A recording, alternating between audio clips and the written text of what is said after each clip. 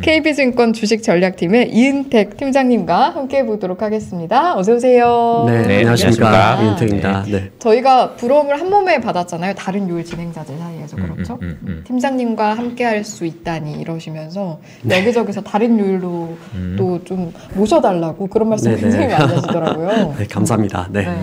팀장님도 기대하셨다고. 그럼요. 네. 저도 기대하고 있고 사실 뭐 시작하기 전에 제가 말했지만 저도 이제 전략 애널리스트인데 이렇게 둘이 앉아서 얘기를 듣는 게 너무 이게 옛날이면 상상도 못하는 그런 일이잖아요. 어떻게 남의 회사 애널리스트인데. 근데 이제 제가 이제 일부러 모시고 싶었던 이유는 제가 얼마 전에 이제 이은택 팀장님한테 카톡으로 저는 올해 최고의 보고서가 이 보고서라고 생각합니다. 라고 이제 말씀드렸던 그 보고서의 내용을 좀 같이 이야기해보고 싶어서 좀 모셨고요. 좋습니다. 오늘 이제 이은택 팀장님이 사실 전략이기 때문에 주가가 어떻게 될 것 같고 미국 시장이 왜 빠져요? 지금 1.5%나 빠지는데 뭐 이런 거 물어보는 거 의미 있다고 생각합니다만 요즘에 이제 보면은 최근에 EBS에서 굿 퀘스천이라는 걸 하더라고요.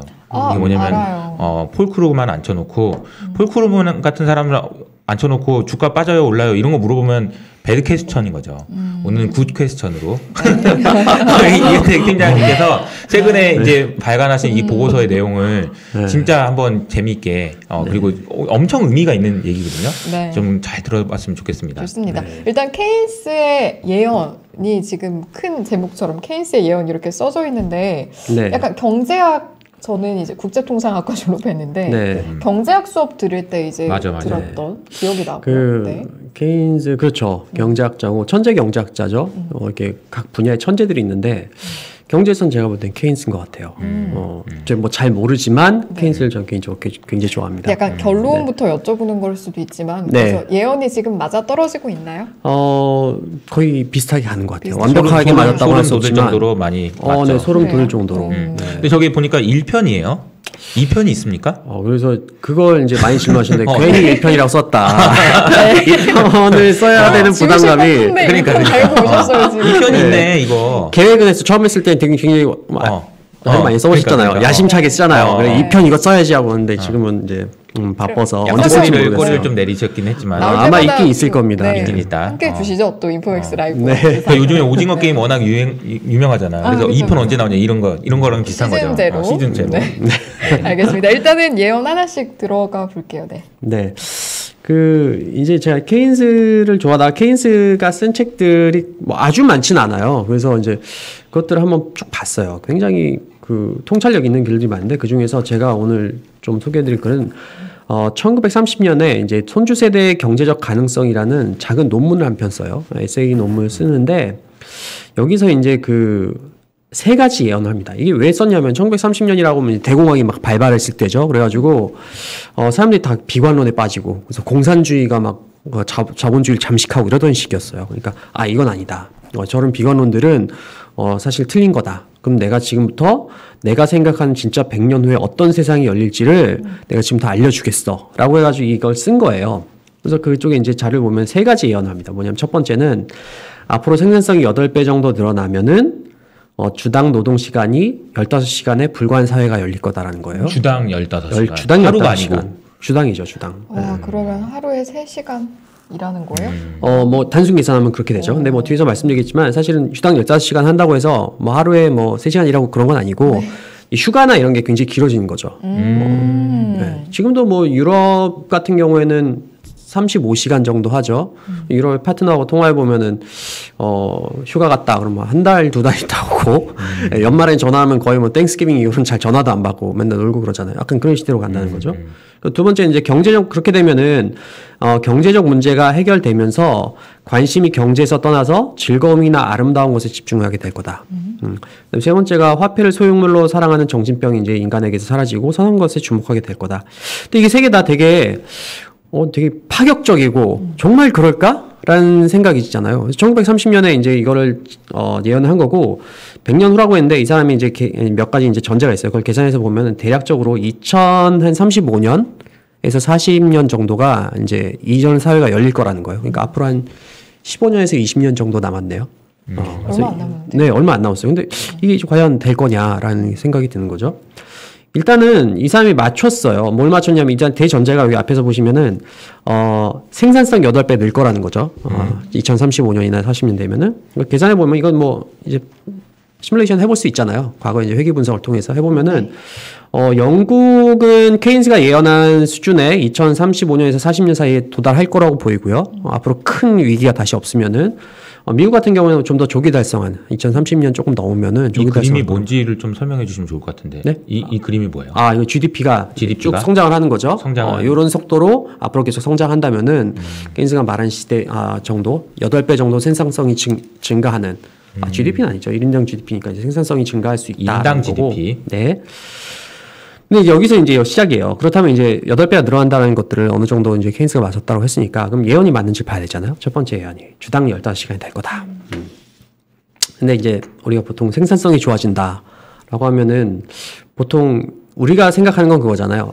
뭐 기술이 좋아지고 그럼 기계가 인간의 노동을 대체한다는 거잖아요. 그렇죠. 그래서 지금도 생각해 보면은 뭐 콜센터나 은행이나 증권사 지점이 없어지고, 예, 그리고 뭐 물류센터가 자동화되고, 야 그럼 인간이 점점 기계한테 밀려가지고 실업 상태로 내몰리는 거 아니냐? 이런 직업이 없어진다. 이런 거에 대한 불편함이 굉장히 많은데 실제로 이런 보고서들이 굉장히 많죠. 유명한 보고서 많지만 사실 이거는 사실은 제가 볼 때 마이크로 하기엔 굉장히 좋은 분석인지 모르겠지만 매크로 측면에서는 맞는 분석은 아니에요.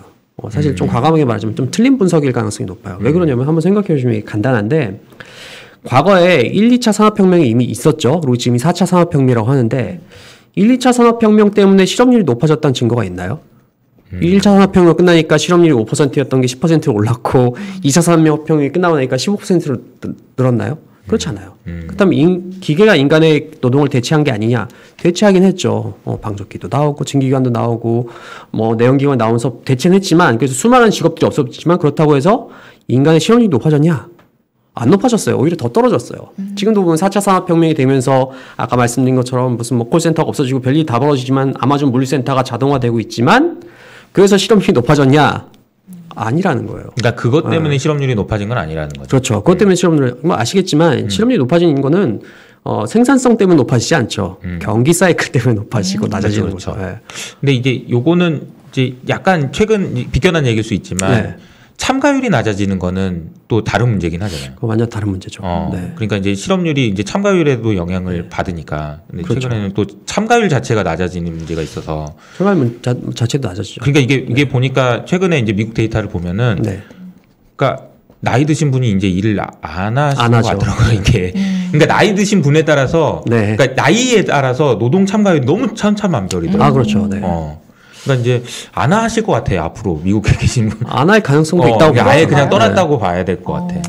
네, 한번 잠깐 생각해 보시면 경기가 좋을수록 노동 참여율이 높아진다라고 우리는 생각하지만 안 그런 경우도 많아요. 예를 들면 우리도 그렇잖아요. 뭐 자녀가 있으시지만 경기가 좋아요. 그럼 야 경기가 좋으니까 이참에 넌 대학 가지 말고 고등학교 졸업하고 취직해 이렇게 안 한다고요. 그렇지. 오히려 우리 집안이 막 망할 것 같고 먹고 살기 힘들면 야 네 꿈은 알겠지만 취직해서 우리 가족을 도와줄 이렇게 한다고 그러죠. 보통.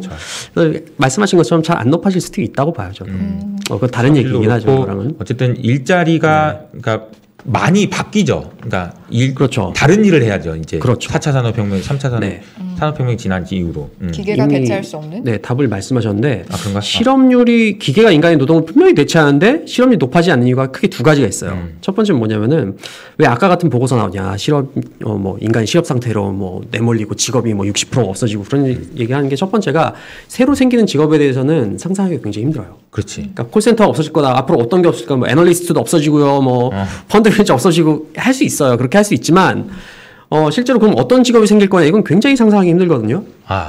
예를 들면 제가 갖고 온 게 라임이라고 전동 킥보드죠.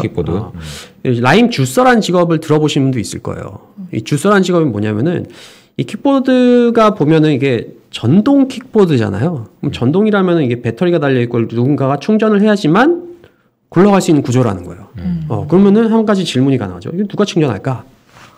충전하는 직업이 바로 주서라는 직업이에요. 그래서 유튜브도 찾아보면 주서들이 뭐 어떻게 돈 버는지 해서 많이 하는데 요즘에 뭐 제가 얘기 듣기로는 이 1톤이나 이게 2톤짜리 이렇게 개인 용달 하시는 분 있죠. 그런 분들이 뭐 매일 일이 있는 게 아니잖아요. 없을 때는 이런 거 단지로 가서 충전해서. 그래서 어느 지하철역 가보면 얘가 줄이 이렇게 예쁘게 서 있잖아요. 그럼 이게 어떤 착한 인간들이 줄 맞춰서 주차해 놓은 게 아니고 충전하고 갖다 놓는 거죠. 네. 누군가가 하고 있는 거구나. 지금. 그렇죠. 우리나라도 있겠네. 우리나라도 많죠. 많아요. 전 생각해보니까 본 것 같아요. 이렇게 따릉이 같은 거. 네, 충전하는 직업도 싣고. 있죠. 네. 네. 이걸로도 뭐 많이 버시는 분은 뭐 5, 600 이상 버신 분들도 있다고 하더라고요. 어쨌든 근데 이제 문제는 뭐냐면은 과연 10년 전쯤에 야 기술이 발전하니까 앞으로 공유 경제가 발전해서 라임 주설한 직업이 생길 거야를 예측할 수 있는 사람이 있었겠냐라는 거죠. 없죠. 없었겠죠. 이걸 예측했으면 그 사람이 이제 투자자로서 그치. 엄청난 성공을 했겠죠. 그래서 이렇게 새로 생기는 직업에 대해서는 많이 간과하게 되는 거예요. 그래서 말씀하신 것처럼 이우석 앵커께서 말씀하신 것처럼 이런 문제들 때문에 이제 실업이 높아지지 않는다는 거고요. 사실 더 중요한 문제예요. 두 번째. 기계가 인간의 노동을 대체하는 건 맞아요. 지금도 인간의 노동을 대체하고 있죠. 근데 그래서 인간이 소외 상태로 쫓겨나가지고 기계에 쫓겨서 실업 상태로 가는 게 아니라 대부분의 사례에서 우리를 인간을 도와줘서 인간의 노동 시간을 줄이는 쪽으로 네, 그런 쪽으로 가는 경우가 훨씬 더 많다는 거예요. 노동을 줄이고 여가를 늘린다. 그렇죠. 좋은 얘기인데 참. 네, 사실은 우리가 항상 안 좋은 쪽으로 많이 생각하잖아요. 비관적으로. 네, 근데 사실은 비관적으로 가지 않아요. 예를 들면은 우리 부모님 세대만 해도 1980년대만 해도 연간 근무 시간이 3,000시간에 육박했어요. 근데 지금 2,000시간이 안 되거든요. 그럼 우리가 부모님 세대보다 게을러서 그럴까요? 그렇지 않아요. 생산성이 그만큼 좋아졌기 때문이죠. 조금 더 옛날로 가볼까요? 생산성 혁명이 아직 우리나라에서 일어나지 않았던 뭐 조선시대 이런 데 가면은 우리도 이제 월급쟁이잖아요. 그때 태어났으면 우리가 뭐 노비나 뭐 이런 계층이었겠죠. 우리한테 휴일이 있었을까요? 저는 왕족이긴 한데. 아, 그렇습니까? 예. 죄송합니다. 부럽습니다.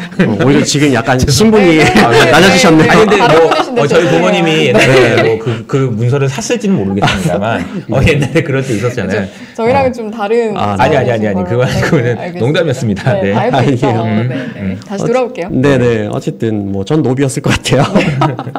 그러니까 뭐 주말에 뭐 골프 치러 가자 이런 게 없었겠죠. 뭐 그치. 뭐 맥주 한잔 할까 뭐 이런 거 없어요. 뭐 해외여행 뭐 이런 거 없죠. 생산성이 낮았기 때문에 그럴 수밖에 없었던 거예요. 먹고 살기 됩니까?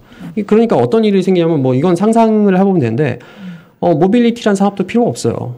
그렇죠. 우리는 농사짓는데 어딜 가요? 가시면 여행이란 사업도 없어. 즐기는 거 없어요. 엔터테인먼트, 미디어, 방송 다 필요 없는 거예요. 이 생산성 혁명이 일어나면서 시작이 된 거죠. 일단 첫 번째로는 이게 우리나라 역사적으로 봐도 한 나라의 역사 과거와 비교해도 생산성이 좋아지면은 인간이 기계한테 쫓겨서 실업 상태로 가는 게 아니라 근무 시간을 줄인다는 걸 알 수가 있죠. 국가 간 비교해도 이걸 알 수가 있어요. 뭐냐면 선진국일수록 근무 시간이 짧죠. 그러면 우리나라나 지금 멕시코가 가장 노동 시간이 OECD 국가 중에서 가장 길다라고 얘기하잖아요. 반대로 이제 독일 같은 데 가장 짧고, 그럼 독일은 굉장히 우리나라 사람보다 게을러서 이렇게 돼 있냐? 그렇지 않아요. 아니면 악독 고용주들이 우리나라는 많고 독일은 없어서 그런 거 아니라는 거예요. 멕시코 사람이 독일 사람보다 2배나 근면하기 때문에 일을 2배를 더 하냐? 그렇지 않다는 거죠. 이게 뭐냐? 생산성이 좋으면은 그럼 근무를 더 적게 하는 거고, 노동만 적은 게 아니죠. 노동은 독일 사람이 멕시코 사람에 비해서 훨씬 적게 하지만 절반도 안 하지만 돈은 2배 이상 벌어요. 이게 바로 생산성이 우리에게 가져준 선물이죠. 네. 네. 그래서 이런 걸 보면은 여기서 말하는 이제 생산성이라는 거는 그러니까 정확하게 이제 뭐 개념적으로는 알 것 같은데 어떻게 봐야 될까요? 생산성이라는 거. 생산성을 볼 수 있는 여러 가지 있는데 일단 시계열로 과거랑 보려면은 1인당 실질 GDP 가 가장 쉬워요. 네, 원래 그쪽에서 더 정확히 하려면 사람도 빼고 자본도 빼야 되는데 그렇게 하면 이제 계산이 이제 과거치를 내기 힘들기 때문에 이걸로 그냥 대용으로 해도 크게 문제는 없다. 1인당 실질 GDP. 네, 이건 제 얘기는 아니고 뭐 경제사 하시는 분들이 그렇게 얘기를 하시더라고요. 그래서 이런 걸 보면 이제 첫 번째 케인스 예언을 한번 떠올려 보면은 첫 번째가 그거였잖아요. 8배. 8배 정도 생산성이 좋아지면은 주당 15시간의 근무 시간이 열릴 거야. 이거 보면은 그럴 수도 있겠다는 생각이 좀 들죠. 실제로는 제가 뭐 대충 계산해 보니까 15시간까지는 좀 힘든 것 같고 서유럽이나 이게 뭐 이런 좀 선진국들은 한 주당 한 20시간대까지 떨어질 수 있을 것 같아요. 한 15년 뒤나 20년 뒤에. 우리나라는 이제 서유럽 정도 수준 한 35시간에서 뭐 한 30시간 후반대. 까지는 떨어질 수도 있지 않나. 근데 요즘에 정책 보면은 더 빨리 떨어질 수도 있을 것 같고 정책이 뭐 근무 제한하는 그런 정책들이 나오니까. 그래서 그렇겠구나라는 생각들이 첫 번째 예언이 이렇게 보면은 대략적으로 맞는 것 같아요. 그래서 첫 번째 예언은 맞는 것 같다. 우리가 점점 노는 시간이 늘어날 것 같다라는 생각을 하는 거죠. 근데 이제 문득 든 생각은, 그러니까 일을 하는 시간이라는 개념이 네. 회사에서 일을 하는 것만 카운팅이 되는 건가요? 아니면 네. 저 같은 경우에는 예를 들어서 집에 가서 회사 일도 하지만 개인적으로 유튜브도 한단 말이에요. 그럼 유튜브를 하는 일은 노동 시간인가? 아니 그렇게 생각해보면 이게 갑자기 그냥 문득 그런 생각이 드네. 그러니까 요즘에 네. 보면은 엔잡러라고 해가지고 네. 그러니까 잡이 여러 개잖아. 그러니까 네. 이것도 하고 저것도 하고 네. 회사에서도 하고 내 일도 하고 네. 밤에는 뭣도 하고 뭐 이런 네. 거잖아요. 그러면 그건 어떻게 봐야 돼요? 일단 문득. 평균적으로 그렇다는 얘기고 이제 뒤에서 나오겠지만 물론 사람들이 욕구가 서로 다르기 때문에 누구나 다 뭐 주당 20시간, 30시간 일한다 그건 아니죠. 그렇죠. 사람마다 다 다른 다른 시간에 일을 하게 되는 거죠. 하지만 평균적으로 봤을 때 평균적으로 근무 시간이 그렇게 줄어든다라는 거죠. 그래서 어쨌든 첫 번째 예언이 맞다면 이제 두 번째 예언이 그거잖아요. 그러면 사람들이 경제에서 관심이 좀 떠나면서 네. 즐거움과 아름다움에 관심이 집중된다. 이게 좀 처음에 이해가 안 됐어요. 왜 즐거움과 아름다움에 사람이 갑자기 관심을 갖지? 근데 이게 재밌는 게 그거예요. 이제 어떤 얘기냐면 이게 이 인간이 노동에 대해서 이 케인스도 그런 얘기예요. 절대적 욕구와 상대적 욕구가 있다. 아까 말씀드린 거랑 비슷하죠. 상대적 욕구라는 거는 남들과 비교해서 우월하다고 느끼는 거고, 절대적 욕구는 이제 절대적으로 내가 먹고 살기 위해서 삶을 영위하기 위해서 버는 건데, 여기서 상대적 욕구가 사라진다고 생각하진 않아요. 케인스도 상대적 욕구는 오히려 더 커질 가능성이 있다. 그렇게 되면은 남들보다 더 우월해지기 위해서. 근데 절대적 욕구는 이제 사라지게 된다는 거예요. 그러면 인간이 절대적 욕구가 사라지면서 그만큼 근로는 적게 한다는 거예요. 우리 약간 의아하잖아요. 야, 사람들이 돈 벌 기회가 생산성이 좋아지면 시간당 임금이 높아지니까 돈 벌 기회가 높아지는데 투잡하고 쓰리잡하지 누가 쉬겠냐라고 하지만 실제로 데이터 여기 한번 차트를 보시면은 되게 재미있는 게 어느 국가 어느 민족을 막론하고 1인당 GDP가 $5,000 이상이 되면요. 근로시간을 줄이는 쪽으로 선택을 하게 돼요. 다 꺾이죠. 물론 이제 우리나라처럼 근면 성실한 애들은 사람들이 많은 나라는 7,000~8,000 가야 꺾이고 브라질처럼 약간 노는 거 좋아하는 사람들은 한 3,000~4,000 가도 꺾이는데 대체적으로 5,000 가면 사람들이 이제 좀 쉬는 거를 선택한다는 거예요. 맨 위에 있는 게 우리나라인가요? 맨 위가 우리나라. 네. 정말 일 열심히 하시죠. 네. 어쨌든 근데 요즘 초고속으로 꺾이고 있고 이게 여러 논문들이 이런 것들 많이 지지해요. 여기 넘어가겠습니다. 이거는. 그래서 능동적으로 인간이 이제 휴가를 선택한다라는 것도 있고, 반대로 노동에서 벗어나는 게 피동적으로 인간이 노동에서 쫓겨난다라는 의미도 있어요. 뭐냐면 대표적인 게 이제 자율주행 자동차 그런 얘기 하잖아요. 이 자동차도 보시면은 재밌는 게 핸들이 없죠. 그러네요. 그래서 완전 자율주행이 되면 핸들이 살아 없어질 거다. 왜냐하면 인간이 자꾸 운전에 개입하는 게 오히려 사고율을 더 높일 수 있으니까 차라리 인간이 아예 못하게 야 노동하지 마, 운전 같은 거 하지 마, 뭐 이런 식으로. 아마존 물류센터 야 그쪽에 뭐 연필이 있다고 거기 없는데 이쪽인데 하고 막 괜히 자기가 조작하면 막 더 엉망되는 이런 거 있잖아요. 네. 그래서 인간이 오히려 계속 밀려날 수도 있다고 생각해요. 이렇게. 그래서 능동적으로 사람이 여가를 선택하고 노동을 포기하고 여가를 선택하기도 하지만 피동적으로 인간이 점점 이제 기계가 점점 AI나 이런 것들 발달하면 주인님 제가 할게요. 쉬세요. 애널리스트도 그럴 수 있다고 생각해요. 투자도 보면은 야 이거 이렇게 하면 투자하면 되게 좋지 않을까라고 하면 이제 AI가 그렇죠. 주인님 그거 제가 다 해봤는데요. 안 돼요 그거. 근데 그러다 AI가 다 하면 어떡해요? 그렇게 되면 제 생각에는 그게 이제 우리가 투자론에서 배운 효율적 시장 가설이 진짜로 열린 시장인 것 같아요. AI라는 거는 우리가 효율적 시장의 가설이 그거잖아요. 두 가지 전제가 모든 정보를 거의 실시간에 가깝게 파악을 하고 완전히 이성적으로 판단한다. 이게 두 가지 가설인데 이게 인간이 불가능한 거잖아요. 네. 근데 AI는 가능하지 않을까요? 그러면은 효율적 시장 가설이 되면은 초율적 시장 가설에서는 이제 두 가지가 불가능. 하나 초과이윤 불가능. 펀더메이저 없어지고. 만약에 초과이윤을 가능한 방법 딱 하나죠. 내부자 정보를 이용하는 거죠. 그럼 오히려 제 생각에 이런 생각도 들어요. 야, 누군가가 이렇게 초과이윤을 얻었다. 그럼 금감원에서 조사를 들어가는 거예요. 역으로. 너 도대체 어떻게 초과이윤 얻었어? 내부자 정보 말고는 얻을 수 없는데. 뭐 이런 식으로 갈 수도 있겠죠. 아주 먼 얘기겠지만. 근데 이게 이제 이거는 저도 고민을 많이 해봤던 주제이긴 한데 투자라는 것의 세계에서 이게 가격이 형성되는 이유는 거래가 되기 때문인데 거래가 되는 이유는 또 생각이 다르기 때문이거든요. 그러니까 나는 이게 비싸다고 생각하고 나는 이게 싸다고 생각하는 사람이 있어야 거래가 되는 거야.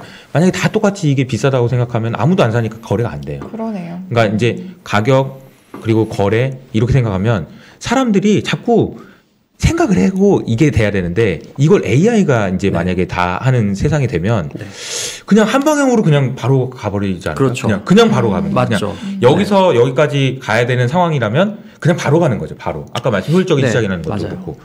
그래서 되게 생각하기 어려운 그런 맞아요. 그래서 저도 그 생각을 했거든요.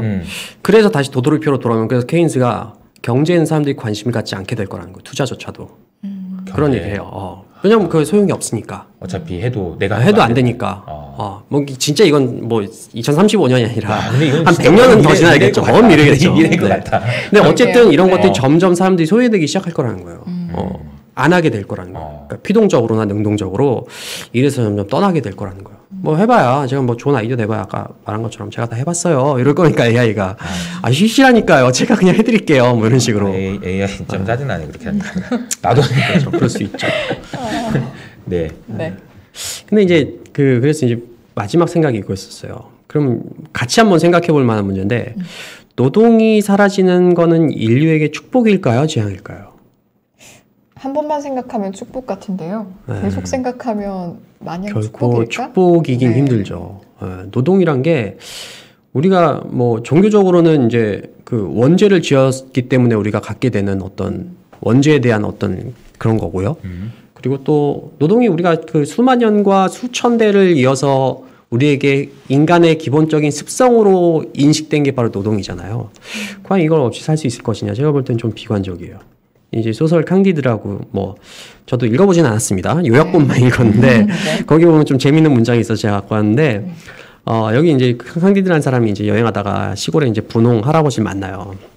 할아버지고 돈도 많은데 왜 자꾸 일을 하세요라고 물어봤더니 이분이 뭐라고 하냐면은 내가 돈이 없어서 하는 게 아니다. 일은 우리를 3대 악으로부터 우리를 지켜주는 역할을 한다. 그게 뭐냐면은 권태, 방탕, 궁핍이라는 거예요. 이 3대 악에서 우리를 구해주는데 문제는 아까 그 뭐 기술 생산성이 혁명이 돼가지고 우리를 노동 안 해도 되고 이렇게 만드는 거는 이 세 개 중에서 궁핍이란 거에 대해서는 우리를 구해줄 거예요. 생산성이 좋아지면 우리가 일은 덜 하지만 돈은 더 많이 벌게 될 거니까 아까 독일 사례처럼.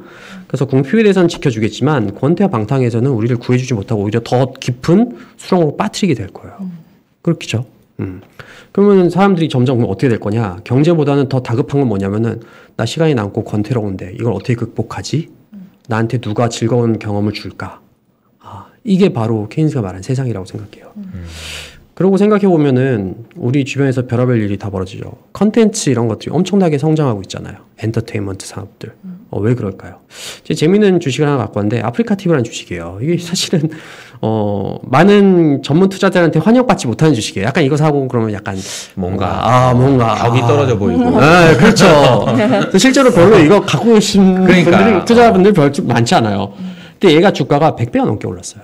와. 뿐만 아니고 올해만 해도 제가 이걸 2달 전에 2달 됐나요? 쓴 지가? 계속 그때 이제 12만 원인데 지금 16만 원 정도 할 거예요. 많이 올랐어요. 올해만 거의 2배 가까이 오르고 있어요. 2배인가요? 2배 넘게 올랐죠. 네. 가치가 그럼 왜 자꾸 올라갈까? 이런 거 근본적인 이유가 있다는 거지. 근본적인. 네, 우리가 지루하면서 구해줄 수 있는 대상이라는 거예요. 우리가 천박하다고 생각하지만 사실은 우리가 자꾸 클릭을 하고 있는 거죠.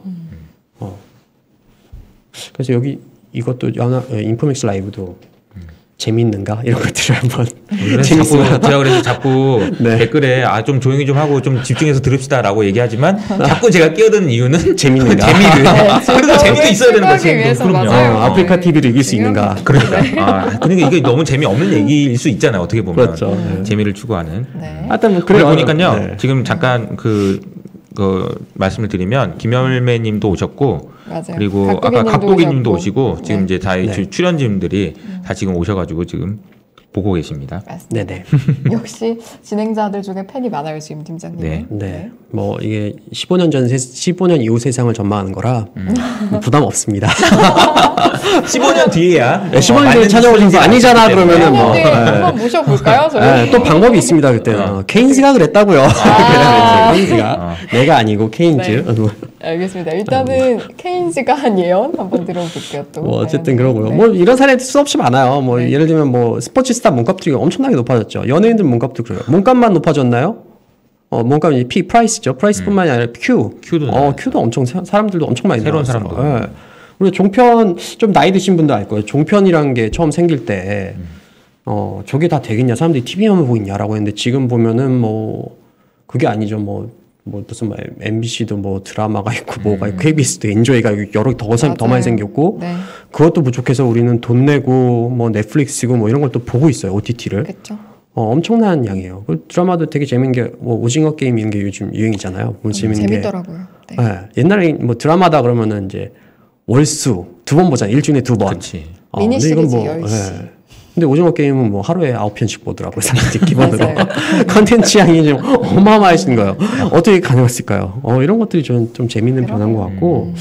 그래서 이 즐거움과 아름다움, 우리를 권태와 지루함에서 구해줄 수 있는 대상들이 벌써 엄청나게 힘을 받고 있구나. 근데 문제는 앞으로 만약에 주당 15시간까지는 안 되겠지만 어쨌든 근로시간이 더 줄어든다면 어떻게 될 거냐. 두 가지 문제가 더 있어요. 앞으로는 더 심각한 문제가 있어요. 뭐냐면은 근로시간만 줄어드는 게 아니에요. 근로시간만 줄어들어도 우리가 여가시간 느는데 더 문제는 뭐냐면 인간의 수명이 자꾸 늘고 있어요. 아하. 네. 그래서 코에이콘이라는 데서 이제 논문 낸 걸 찾아보면은 앞으로는 72만 시간을 놀아야 된대. 한번 태어나면은 72만 시간을 자신 있게 놀 수 있느냐? 어떤 분들은 얘기할 거예요. 야, 내가 일 안 하고 노는 거 자신 있다. 72만 시간 놀아주지라고 하겠지만 그 다음 얘기를 들으면 사실 이걸 결코 쉽게 받아들일 수 없어요. 놀 수 없어요. 왜냐하면은 노는 건 공짜가 아니에요.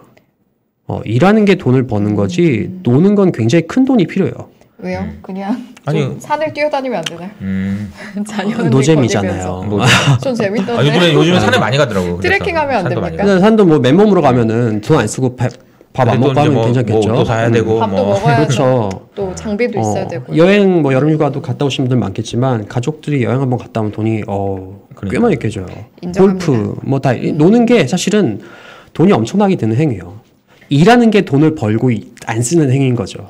그렇죠. 그래서 돈을 많이 벌더라도 이게 72만 시간 놀 수 있어라고 해도 지금 성장처럼 누워 있지 않은 이상 누구도 이거를 즐겁게 받아들일 수 없어요. 돈이 필요하니까. 물론 돈 많은 사람이 문제 없죠. 해외여행 한 달에 한 번씩 가고 콘서트 주말마다 가고 골프도 월수금 골프 화목도 승마 이러면 되니까. 돈이 문제네. 그게 안 되죠. 대부분은 그렇게 돈을 얻을 수가 없어요. 네. 그럼 이 사람들 놀아야 되잖아요. 그럼 이 사람들 당연히 어떤 걸 찾을 거냐. 제 생각에는 비용이 적게 들면서 비슷한 만족을 줄 수 있는 놀이. 이게 뭘 거냐? 결국 온라인이죠. 오프라인에서 우리가 직접 오감을 이용해서 체험하는 건 돈이 굉장히 많이 들어요. 하지만 온라인에서 간접적으로 체험하는 것들은 굉장히 싸죠. 그게 이제 넷플릭스, 유튜브 이런 것들이 우리 생활에 굉장히 깊숙하게 침투하는 이유 중에 하나라고 메타버스도 결국 연결이 되겠네요. 네, 맞아요. 그래서 이제 전 메타버스가 생각되는 게 지금 메타버스는 무슨 회의를 메타버스 세상에서 하고 졸업식을 한다는데 이게 사실은 받아들이기가 굉장히 힘들잖아요. 일해야 되는 건데. 옆에 동료가 있는데 회의실 잠깐 모여 하면 되는데 그게 아니라 갑자기 컴퓨터에 로그인 해가지고 접속한 다음에 아바타를 골라서 회의실에 들어가면 어딘지도 모르겠지만 찾아서 들어가면은 거기에 부장님 아바타, 상무님 아바타가 보여서 야 내년도 전망은 어떨 것 같아 이러고 이게 한다고요? 이거를 좀 아닐 것 같거든요. 네. 은행을 굳이 모바일 뱅킹 하면 되는데 아바타를 접속해서 막 랄랄랄라 가가지고 안 할 것 같아요 저는. 그래서 저는 메타버스의 핵심은 재미다. 노잼은 성공할 수 없다. 그쵸? 노잼은 굳이 그쪽 가서 할 필요 없으니까 재미다라고 생각되고 재미있는 공간에 있어야지만 우리가 그 공간에 있다가 지금 회사에서 회의한대네 오늘 그러면 또 회사 가려면 씻고 화장하고 지하철 타고 이동하고 시간이 오래 걸리잖아요. 그럼 그때 이제 메타버스 가서 하고 오고 이렇게 가지 않을까라는 생각이 들어요. 그래서 그런 식으로 좀 흘러가지 않을까 메타버스 세상이란 게 그렇게 생각을 하고 있습니다. 메타버스 생태계. 근데 이게 이제 또 여기서 또 하나가 이제 수명이 느는 게 이게 저는 보통 많이 늘지 않을 것 같아요. 많이 늘 것 같아요. 많이 늘겠죠. 왜냐면 제 유전자를 제가 요새 좀 관심이 있어서 보고 있는데 유전자 편집 기술이 너무 비약적으로 발전해가지고 이제는 그냥 유전자 검사하는 비용이 우리 유전자 검사하는 비용이 옛날에 1990년대에는 1조 원이었거든요. 1조 원 유전자 검사하는데 10년 걸리고 근데 지금은 얼마냐면은 100만 원이에요. 맞아요. 그래도 저한테는 좀 많이 3일이면 할 수 있어요. 3일이면 할 수 있어요. 꽤 하신 분도 실제로 있더라고요. 얼마 전에 우리 잘 알고 있는 사례가 안젤리나 졸리 같은 경우에 유전자 검사했는데 자기 몸에 유방암이 걸릴 그런 인자들이 있다. 그래? 그럼 나는 미리 수술할래. 안 걸리려고. 근데 이런 일들이 많아지는 거죠. 그러니까 암에 걸릴 확률이 그러면 굉장히 많이 낮아져요. 네. 죽는 게 너무 어려워지고 더 오래 살게 되는데 여기서 또 문제는 아까 이제 돈이 없으면 놀지도 못한다 이렇게 얘기해 주셨는데 사실 이제 우리가 그 금융 공부를 하다 보면 나오는 단어 중에 하나가 아웃리브라는 단어가 있는데 이 얘기가 되게 슬픈 얘기인 게 내가 나의 자산보다 오래 사는 경우 이게 이제 되게 슬픈 얘기거든요. 이게 되게 보면 너무 슬픈 표현을 알려주신 거 아니에요? 아니 그러니까 이게 그러니까 내 자산보다 내가 오래 살아. 이게 너무 리스크인 거거든요.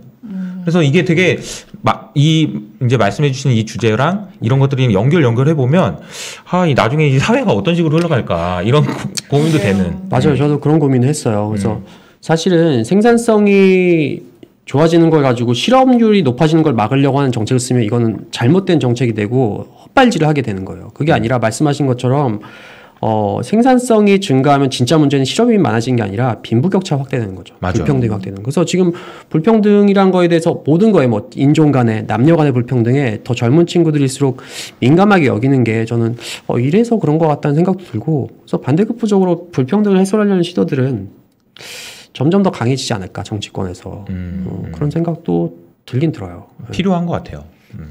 그런 게. 그건 제가 아직 공부하지 못해서 네. 섣불리 말씀드리긴 좀 어려울 것 같은 그런 주제들이 좀 있는 것 같습니다. 네. 그래서 메타버스 관련해서 이제 다 말씀하신 걸까요? 마지막에 있는데 지금 시간이 좀 오버됐나요? 아니요. 괜찮습니다. 시간이 충분히 많이 남았습니다. 네.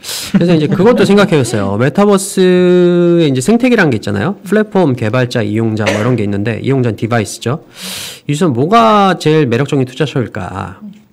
당연히 이제 플랫폼이겠죠. 플랫폼이 가장 우리가 경험을 해봤지만 투자해서 돈을 가장 많이 벌 수 있는 거예요. 플랫폼이 뭔지만 선택하면 플랫폼은 어떤 게 플랫폼이 될까 이런 걸 한번 생각해봤어요. 왜냐면 저는 이제 레포트가 단순히 케인즈처럼 이렇게 15년, 20년 막 끝나면 안 되고 그러면 이제 어떤 주식을 살 거냐 이런 걸 연결해야 되니까. 그래서 이제 이거에 관해서 어떤 게 플랫폼이 될까에 대해서는 제가 옛날에 신입사원 때 그 그룹 임용교육 들을 때 들었던 굉장히 통찰력 있던 강의를 하나 공유해보고 싶어요. 저는 사실 첫 직장이 저는 증권사가 아니라 이제 그 반도체 회사에서 처음 직장 생활을 시작했거든요. 그러셨어요? 네네. 그래서 이제 거기 이제 그룹 입문 교육을 갔는데 거기 강사분이 굉장히 충격적인 얘기를 했어요. 벌써 10년도 더 된 얘기죠. 무슨 얘기를 했냐면은 그때요, 이제 플랫폼이라는 단어는 없었어요, 그때는. 대신 디지털 컨버전스 이런 말이 있었거든요. 아마 조금 제 연배쯤 되는 분들은 아실 거예요. 30대 후반 이상은. 디지털 컨버전스, 그래서 뭐 핸드폰에 카메라가 붙고, 뭐 냉장고에 컴퓨터가 붙고 막 이래가지고 막 서로 경쟁하던 시대였어요. 뭐 다 실패했죠, 이런 것들. 근데 그분이 오셔서 한 말이 뭐냐면은, 야, 아무거나 아무 기기에 아무 기능이나 갖다 붙인다고 해서 그게 플랫폼, 디지털 컨버전스가 되는 게 아니라는 거예요. 그게 아니라, 플랫폼으로 성공할 수 있는 조건은 딱 하나다. 뭐냐면은 우리가 몸에 항상 가지고 다니는 것. 그 디바이스를 기준으로 걔가 다른 기능을 모두 흡수하는 거지 무슨 카메라에다가 뭐 핸드폰 기능 단다고 우리가 카메라 들고 통화하지 않는다는 거예요. 핸드폰에 카메라가 달려야 우리가 그 카메라가 없어지고 핸드폰에서 카메라를 찍는다는 거예요. 굉장히 맞는 얘기잖아요. 그러면서 그분이 얘기한 게 그거였어요. 그럼 내가 이 기준을 봤을 때 플랫폼으로 성공할 수 있는 디바이스는 딱 두 가지다, 세상에. 하나가 핸드폰. 두 번째가 자동차. 항상 갖고 다니니까. 굉장히 인사이트 있는 얘기죠. 근데 그 이후로도 그 듣고 나서 와 진짜 맞는 얘기다 했는데 이 인간의 상상력이 진짜 좀 부족한 게 근데 핸드폰이 어떻게 플랫폼이 되는 건지를 아무리 상상하려고 상상이 안 되더라는 거예요. 근데 그러다 2009년에 드디어 아이폰 3가 우리나라에 딱 들어왔어요. 그래서 그걸 이제 먼저 산 애들 거 딱 만져봤죠. 이게 뭐야? 뭔데 이렇게 다 세상이 다 뒤집힌 거 봤더니 충격. 이게 플랫폼이 되는구나. 애플 풀매수죠, 이러면. 그 다음에 이제, 그러고서도 재밌는 게 그 이후로 거의 10년 동안 테슬라가 나오기 전까지 자동차가 어떻게 플랫폼이 되는지를 전혀 이해하지 못했어요. 아무리 상상하려고 상상이 안 되더라고요. 그러다 테슬라가 이제 모델 3가 우리나라에 2016년인가? 그때 이제 처음으로 이제 사전 예약 판매를 하기 시작했어요. 뭔가 하고 들어가 봤죠. 또 충격. 이런 식으로 자동차도 플랫폼이 될 수 있구나. 뭐 테슬라 풀매수. 물론 그 이후로 한 2년 동안 생고생하는 거죠. 이제 2018년 말인가 19년 뭐 돼야지 그때부터 이제 바닥치고 올라가기 시작. 그때까지는 뭐 거의 반토막 가까이 났으니까. 근데 어쨌든 뭐 시간이 좀 걸리지만 이런 것들이 결국에는 승자가 됐다는 거죠. 그렇다면 제 생각에는 모르겠어요. 맞을지 모르겠지만 메타버스의 플랫폼도 마찬가지 아닐까. 우리가 제일 많이 가서 시간을 보내는 어떤 그런 소프트웨어나 디바이스에서 걔가 플랫폼이 되고 걔가 걔 중심으로 다른 것들이 흡수되지 않을까? 이런 생각을 좀 했어요. 그래서 이제 그 미국에 한번 논문을 쭉 찾아봤습니다. 뭐 조사 자료들을. 그랬더니 이제 미국의 9세에서 12세 초딩들이죠. 초딩들이 일간 플랫폼 사용 시간을 한번 조사한 것들을 찾아봤어요.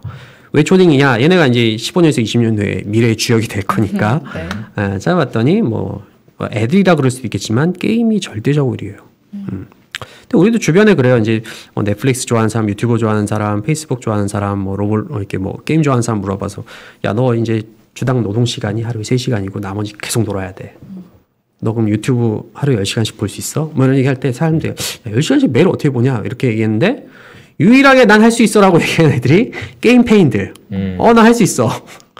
확실히 게임이 그만큼 더 뭔가 이게 즐거움을 많이 주는 산업일 수도 있겠다. 그래서 저는 그런 생각 들죠. 제 아들이 이제 초딩인데 이제 게임을 좋아해요. 마인크래프트에 거의 빠져서 하는데 제가 이제 그러죠. 게임 좀 그만해. 라고 하면서 내가 이 레포트 썼는데 게임을 그만하라고 하는 게 지금 맞는 얘기인가? 이런 생각이 스스로 좀 들기도 하는데 네. 하더라고요. 근데 어쨌든 게임들이 이렇게 그래서 저는 게임 산업이 어떻게 보면 여기가 가장 즐거운 공간이고 가장 노잼이지 않은 공간이고 그럼 얘 기준으로 얘 모든 다른 기능들 뭐 은행, 콘서트 뭐 이런 게 붙는 게 아닐까? 뭐 이렇게 저희 뭐 많이 얘기하는 거죠. 트래비스 스캇 포트나이트 뭐 콘서트라든지 뭐 여러 가지. 그래서 회의도 굳이 뭐 회사에서 뭐 저 같은 경우는 SK증권 뭐 회의실 메타버스 공간 하면 거기 가는 게 아니라 뭐 게임 하다가 아까 말씀드린 것처럼 뭐 회의가 있는데 뭐 이러면 가는 거고 뭐 금융 업무가 있네 뭐 그러면 그렇게 되는 게 아닐까라는 생각을 갖고 있어요. 그래서 그거를 극단적으로 보여준 게 영화 레디 플레이어 원이죠. 재밌게 봤죠. 다 보셨나요? 네네. 보셨어요, 팀장님? 저는 못 봤어요. 네.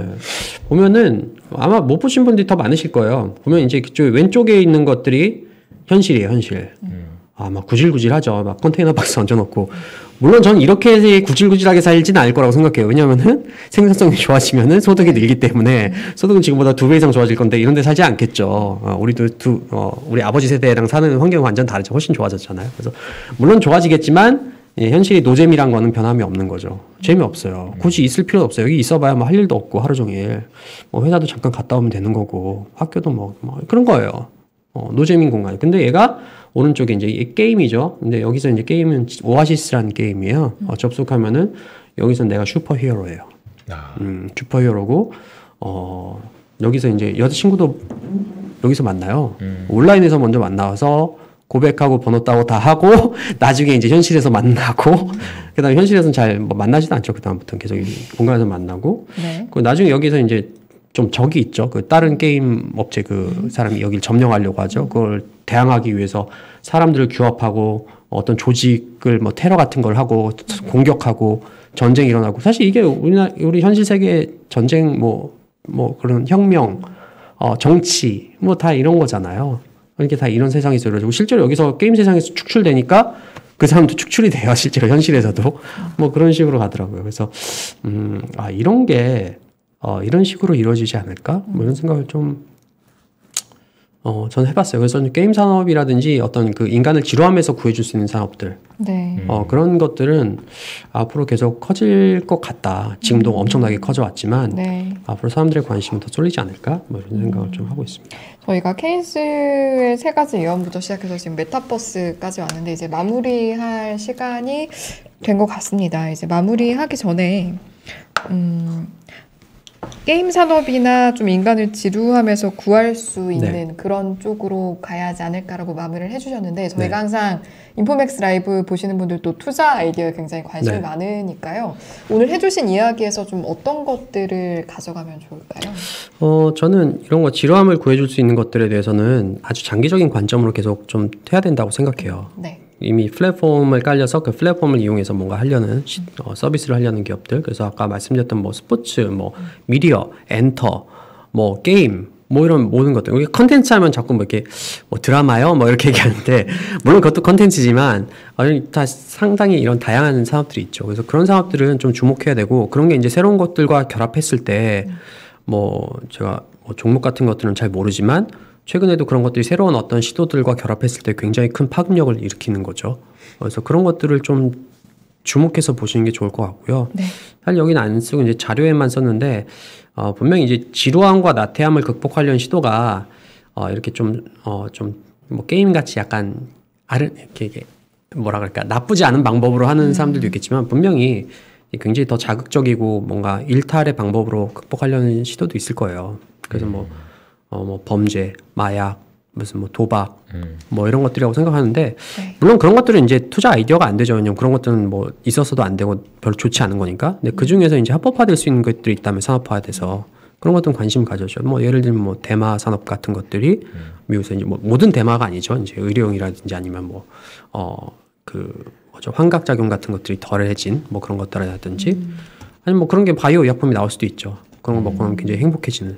그러니까 남들한테 피해만 우리가 사람이 지금 인류가 미래에 당면할 가장 큰 문제가 지루하면서 나를 구하는 거기 때문에 뭐 남들한테 피해만 안 주고 내 몸에 뭐 굉장히 심각한 손상만 안 간다면은 그런 것들이 점점 허용될 것 같아요. 뭐 온라인 카지노 같은 것들도 뭐 규제만 한다면 뭐 그런 쪽도 계속 더 발전할 수 있을 것 같고 실제로 뭐 그런 사업들도 지금 뭐 우리나라 아니고 해외에서 굉장히 커지고 있죠. 네. 그런 것들을 좀 관심 있게 보시면은 새로운 투자 기회를 또 얻을 수 있지 않을까 이렇게 생각도 하고 있습니다. 알겠습니다. 네. 우리가 이제 김타 기사님이 아까 얘기해 주셨던 거랑 약간 좀 연결고리를 이제 좀 찾아보자면 네. 우리가 아까 가격 전가 이런 얘기 했었잖아요. 그리고 그 얘기는 다른 표현으로는 업셀링이다. 그러니까 가격을 올려서 팔 수 있는 거. 근데 이제 이 말씀해 주신 걸 들으면서 제가 들었던 생각은 네. 사람들이 좀 더 놀아야 된다. 놀기 위해서 업셀링이 가능할 거다. 비싸도 논다. 이런 거잖아. 네. 그러니까 이제 그런 부분에서 보면은 willing to pay이고 willing to pay라는 게 이제 지불 의사. 내 기꺼이 노는데 이 정도는 쓴다. 이런 것들이 좀 더 많아질 수 있다라는 거죠. 이제 그런 부분에서 보면은 투자 기회를 찾을 수도 있겠다 이런 생각이 좀 듭니다. 네. 개인적으로 투자를 시작하면서 근거 있는 상상을 잘하는 게 중요하다라는 생각을 줄곧 해왔는데 오늘 거기에 좀 도움을 많이 받게 된 것 같아서 개인적으로 감사 인사를 드리고 고맙습니다. 네. 그리고 2편 혹시 언제 내실지 계획 세우셨나요? 네. 저희 센터장님인 줄 알았어요. 자료를 쓰고 있나? 이래서. 거의 준비하고 있나? 이런 느낌이었나요? 그러니까, 차는 언제 나옵니까? 막 이러면서. 내년인가요? 모르겠어요. 언제 될지 저도 아직은 구체적인 계획은 없습니다. 근데 구체적인 계획은 없어도 힌트는 있을 것 같은 게 왜냐면 1편이라고 쓰면서 한 생각이 있었을 거예요. 힌트는 있죠. 여기 벌써 여행이 3개 있잖아요. 그러니까 제가 여기 2개밖에 안 했잖아요. 네. 화폐를 소유물로 하는 정신병. 근데 저 말이 나도 아까 물어보려고 그랬는데 화폐를 소유물로 사랑하는 정신병 이게 무슨 말인가요? 이 사람 얘기는 사실은 그 화폐라는 거는 자본주의가 생기면서부터 굉장히 지위가 올라갔다는 거예요. 화폐라는 것이. 그렇죠. 우리가 화폐를 얻기 위해서 사람도 지금 별의별 일들 다 하잖아요. 옛날에 안 그랬냐? 옛날에는 좀 덜했어요. 예를 들면 명예를 위해서 죽기도 하고 종교를 위해서 죽기도 하고 지금 생각해보면 말도 안 되는 일이죠. 기사들이 왜 명예를 위해서 서로 결투해서 서로 찔러 죽이나. 그렇지. 근데 그때 사람들은 지금은 야, 저 돈을 벌기 위해서 사람 찔러 죽인다. 이런 것들이 이해가 안 될 거라는 거예요. 이건 뭐 되게 유명한 역사적 이름이 생각이 안 나요. 그 사람들 책에 보면 나오는데 뭐 그런 것들이 이제 조금씩 사라질 수 있다는 건데 케인스는 굉장히 재밌는 게 이걸 정신병이라고 표현을 해요. 인간이 지금 정신병에 걸려 있는 상황이다. 네. 야, 정신병에 지금 그렇게 따지면 한 80년 동안 지금 걸려 있는 거예요. 정신병이 점점 심화되고 있는 거야. 지금 80년 넘었죠. 그런데 그게 사라진다. 네. 2편의 예고편 지금 여기서 말씀하셨으니까 2편 나오면 또 인코맥스 라이브에서 함께 해주셨으면 예고편도 안 되죠. 저도 어떻게 써야 될지 모르기 때문에. 야, 근데 이거는 내가 봐도 야, 이거 어렵다. 그래서 2편 얘기 말씀드렸죠. 언제 될지 모른다고. 이거는 어렵다. 그거예요. 네. 어려워요. 언제가 될지 모르겠지만 그래도 기대하면서 또 이왕이면 이곳에서 만날 수 있기를 기대를 하고 있겠습니다. 알겠습니다. 네, KB증권 주식전략팀의 이은택 팀장님과 이 시간 함께했습니다. 너무 잘 들었습니다. 네, 감사합니다. 즐거웠습니다.